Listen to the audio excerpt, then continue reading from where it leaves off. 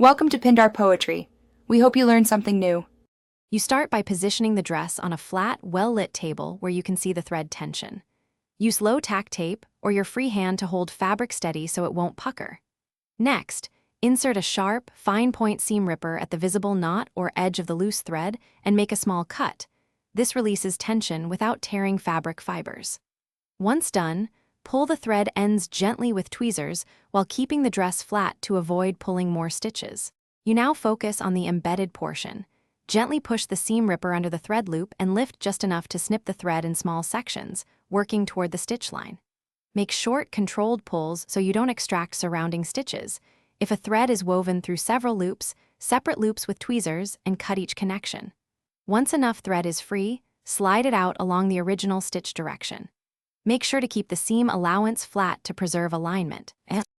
You finish by trimming any short thread tails flush with a fine scissor, and if the seam feels loose, you can take 1 or 2 small hand stitches with matching thread to lock it.